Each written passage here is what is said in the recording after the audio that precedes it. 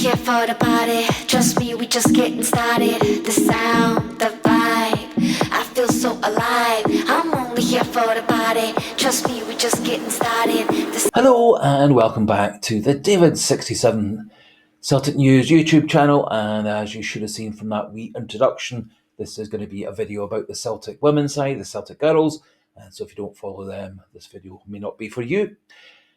But there are plenty of other videos over the last few weeks, looking ahead to the Karat Almaty game on Wednesday, looking back at the Falkirk game.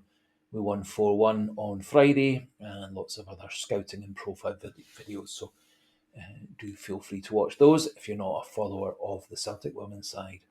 So in today's video, we're going to have a wee look back at Celtic's confidence boosting, great start to the season, 2-1 win away from home at Hearts at the Oriam. Never been a ground Celtic have had a lot of luck going to. Some disappointing results in the Fran Alonso days, and a few disappointing results in the Alena Sadiku seasons, especially last season. And so it was great for Celtic to get a 2-1 win over Hearts, who I think, along with Hibs and Glasgow City and Rangers, I think they're going to be the 5 teams going for the title, and I think all 5 are more than good enough on their day to take points and wins off each other.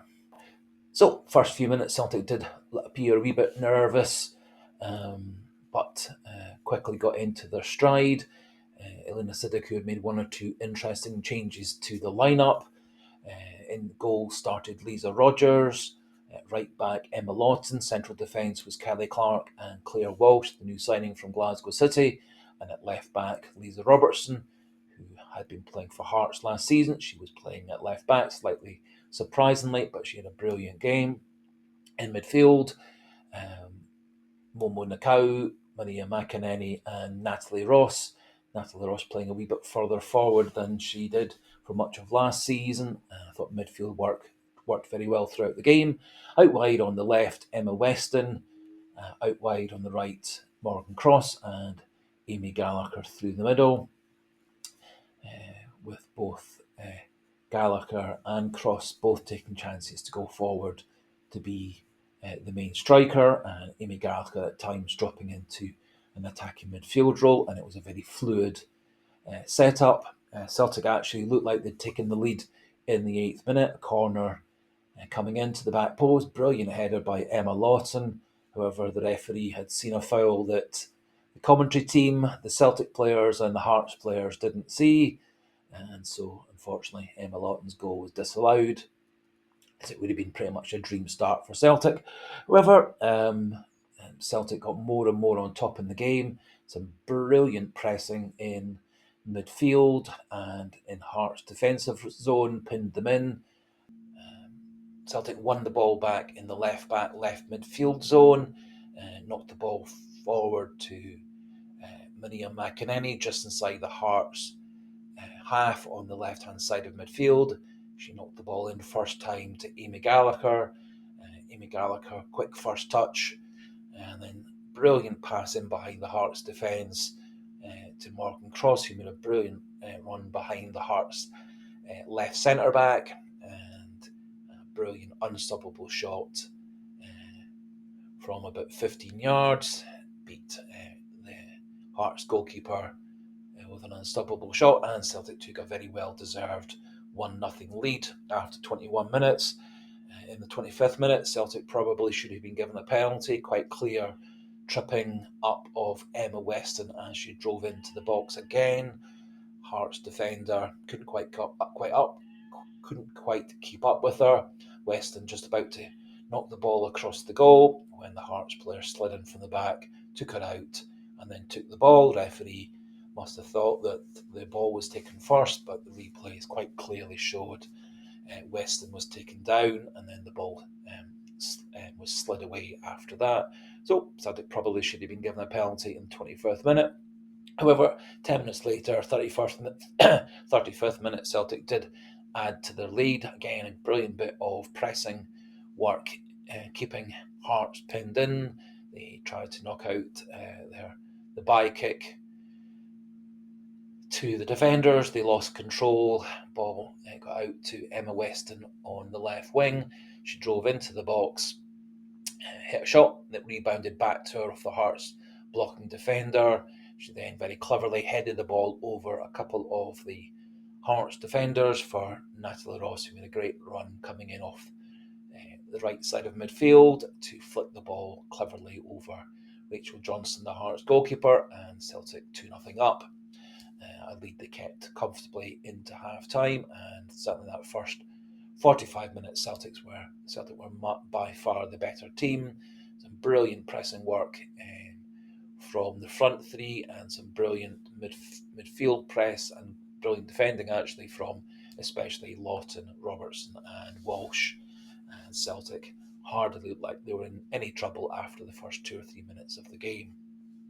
And indeed, in the 50th minute of the game, Celtic probably should have made it 3-0.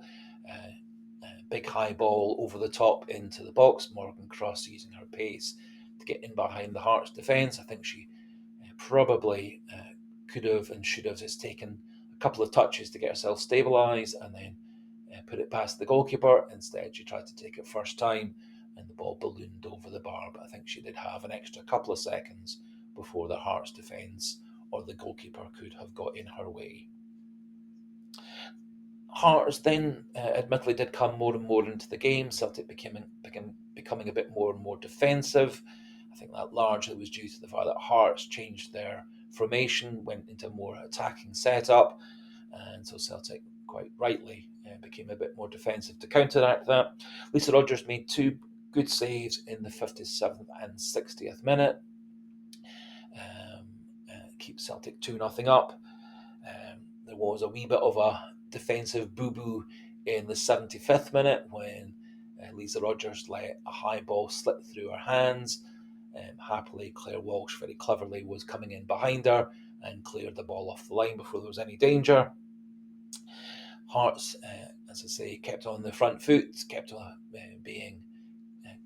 having Celtic press back, and Lisa Rogers made 2 further great saves in the 84th and 88th minute. One of those being a very, very impressive quick run out of our 6-yard box to get to the Hearts attacker and smother the ball away to the byline. Very good goalkeeping there. And then Hearts slightly luckily got a penalty in the first minute of added time. They punted a ball into the box rather hopefully. Natalie Ross tried to clear the ball, and unfortunately it was, I'm sure, technically high feet, and the referee gave a penalty and a yellow card. And to be fair to the Hearts attacker Timms, she swept the ball away past Lisa Rogers, not giving her any chance. The referee somehow found 6 added minutes to add on at the end of the game. There were a couple of minute-long water breaks, but I'm not quite sure where he saw any of the other 4 added minutes. However, 5 minutes into added time, Hearts got on the attack again.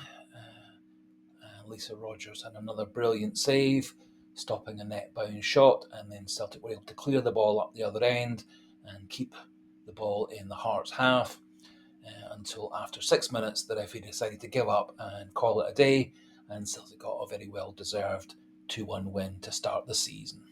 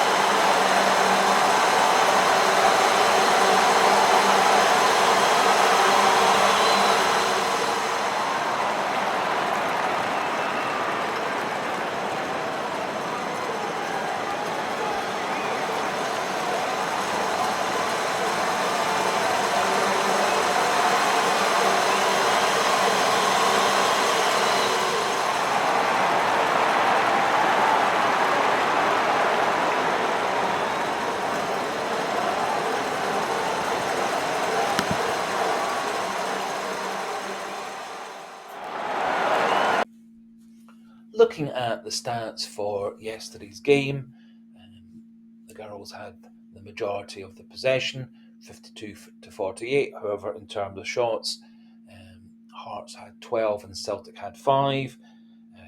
Lisa Rogers made 6 saves for Celtic. Rachel Johnston for Hearts made no saves. Corners was 6-3 in favour of Celtic. Celtic had 2 on targets to Hearts 7, with 5 off targets by Hearts and 2 off targets by Celtic. Interesting stats, does show that Celtic had more of the ball. However, Hearts did have more pressure and shots on goal, and Lisa Rogers did have to make 4 or 5 very good saves to keep the score down. And Celtic, I thought, actually defended very well, particularly in the second half, when Hearts took more of a front foot attacking way of playing. Also, the fact that we had extra possession and extra corners does suggest that Celtic, particularly in the first half, played very well. I think a few of the players got a wee bit tired in the second half, understandable in the first game of the season. Emma Weston, very, very, very impressive for me in the first half.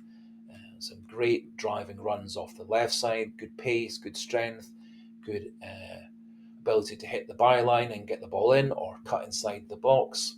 And she had a part in a potential penalty in the 25th minute and the second goal in the 35th. Maria McEnany, another player who played very well in the first half, seemed to tire a bit in the second half, similar to Amy Gallagher. She was very active in the first half, not so good in the second half. I was very impressed with Claire Walsh making her first game for Celtic in centre defence. She looked like a very calm influence, very good defender, very good at organising things. Emma Lawson, as always, was brilliant at right back, driving forward from time to time into midfield and even into the attacking zone, and deserved that headed goal in the 8th minute, which the referee bizarrely ruled out. Lisa Robertson, surprisingly playing at left back, had a great game, I thought. Nullified a lot of Hearts' attacks down that side. Some good starting of attacks from there. Moved forward into midfield from time to time, and was quite a calming influence to get the ball out of defence.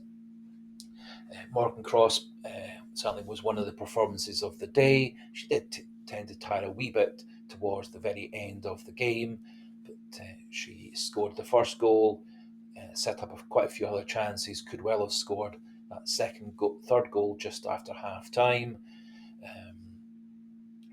A very encouraging game by both of Celtic's wide players. Momo Nakau and Natalie Ross played very well in midfield. Natalie Ross playing a bit further forward than before. And the other player I thought deserved quite a lot of praise is the new signing from Canada, Aislinn Strycek. She signed for Celtic on Saturday and came on as an early second half substitute. There's some confusion as to what her best position is. In college soccer in America, she played at times as a forward, at times in midfield, and at times as a defender. It would appear that Celtic have signed her as a defender, and it would appear that her pace might well allow her to be both a left back or a left wing back. But she even looked like she might well have the pace and ball skills to play even as a wide left player, which she did for much of the game after coming on to replace Emma Weston early in the second half. Interestingly, Aislinn Strycek reportedly has a famous ex-Celtic player for an uncle who also played for Scotland. Haven't been able to research who her famous ex-Celtic player, ex-Scotland international player was. I would presume it must be on her mum's side. Her mum played college soccer across in Canada, where Aislinn was born. But as yet, haven't been able to find out who her famous uncle was, but maybe someone in the audience will be able to know from past records. So, very encouraging start to the season. Celtic, one of several teams to start the season with a win. I thought the team looked together. I thought their confidence built and built and built through the first half. I think there was some very good defensive work, and the defence looked much calmer and better organised. Lisa Rogers made a very encouraging start to this season, making several good saves. I think the experience of players such as Claire Walsh, Lisa Roberts, and Natalie Ross really helped keep things solidified in defence and midfield. I think Momo Nakau is a very talented young footballer, but encouraged with the wide players. And I thought Celtic, particularly in the first half, tremendous job of pressing Hearts, keeping them in the defensive zone. Players did seem to tire a wee bit, as I said, in the second half. However, they defended very well. A few good saves by Lisa Rogers to keep the score at 2-0. And then conceding that unlucky penalty. I thought Elena Sadiku had a good game in terms of the way that she set up the team. Some interesting selections, all of which I think really worked out. And she got her substitutions right, taking off the tiring Weston, throwing on Strychek, and then Morgan Ross, who again also seemed to be just tiring a wee bit towards the end, as did Amy Gallagher, and she brought on young McGoldrick, who was away on loan last season, and she brought on Susha Noonan late on for Amy Gallagher, and I think all those substitutions worked well, and so well done to Alena Sidiku. So that finishes things off for this morning's video. As you can see from the backdrop, I'm away on holidays for a few days down in the borders of Scotland. Hopefully it's not affected the pictures or the audio too badly. And as we finish, just a wee polite suggestion for those not yet subscribed to the channel, please do click that subscribe button. Very, very few of the other Celtic YouTube channels or fan sites cover the women's team at all, and so it would be very encouraging and helpful just to click that subscribe button, keep the coverage of the Celtic FC women's side, the Celtic girls, going in the longer term. And do feel free to pop your own thoughts and comments in the comment section regarding yesterday's game, the performances, the tactics of formation, etc. And so until the next Celtic Girls video, goodbye and hail hail.